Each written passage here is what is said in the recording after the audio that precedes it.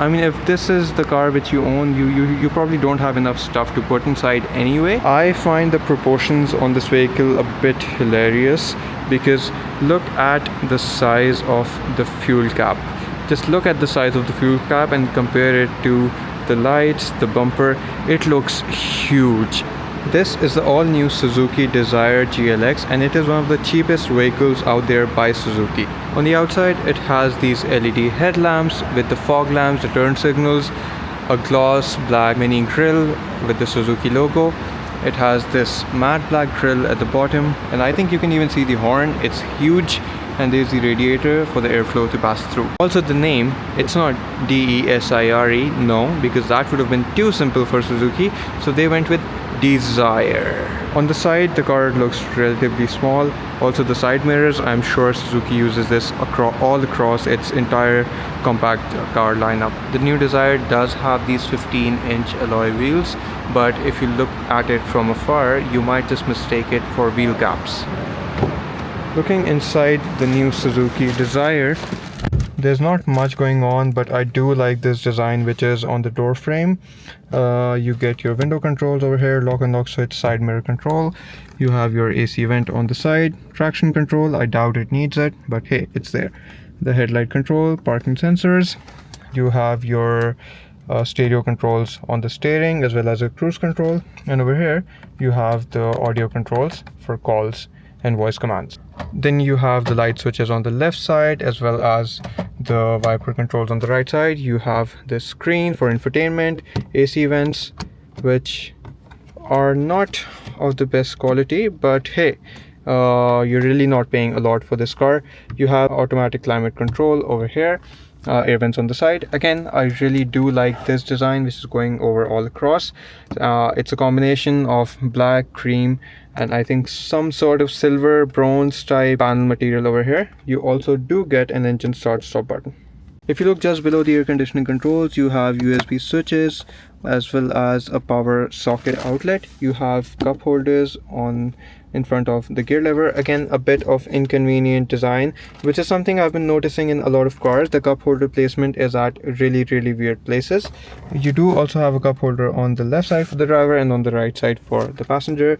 Then of course you have your automatic transmission gear and this handbrake selector, which I feel like is pointing towards the moon right now.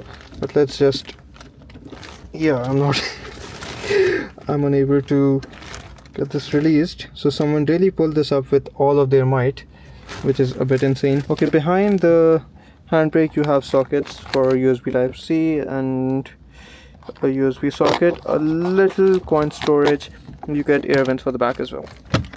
Then the glove compartment does have sufficient space. It's not huge, but for the car size it's alright. I don't have the keys right now to the vehicle, but the speedometer does look nice. I'm sure when it's lit up, it's gonna look really nice. At the back seat of this new Suzuki Dzire, it really does have a lot of legroom, I would say, which was not something I was expecting, as well as it has a lot of headroom. Again, it's very simple, nothing much going on, just your compact sedan. From Suzuki, you do get air vents for the back seat passengers. You do not have additional lights over here for the back seat passengers. You just have the dome light over here and the lights for the front passengers over there. But the seats are relatively comfortable. Given the size and the price point of this vehicle, I feel like it's not too bad. You do also have cup holders for the passengers at the back on both of the sides, and as well as a 4-speaker stereo system. I find the proportions on this vehicle a bit hilarious because look at the size of the fuel cap. Just look at the size of the fuel cap and compare it to the lights, the bumper. It looks huge. It looks a bit out of place. Releasing the fuel cap, and just look how huge the fuel cap is compared to how much space was actually needed. This is just kind of funny to me. And how can we miss the shark fin antenna on top of the Suzuki Dzire? Of course, your car is going to convert into a shark as soon as you start driving it because it has the shark fin antenna. Looking at the rear design of the Suzuki Dzire, I really do like how the lights look. I like how the bumpers look. I feel like it should have been a bit longer, the boot of the car, the trunk, but anyway, it just feels a bit like a punch face cat. You know, it's there, but it's just a bit weird, but hey, it's also cute. So you do have these LED rear lamps at the back, along with the chrome grille which extends all across the rear lights.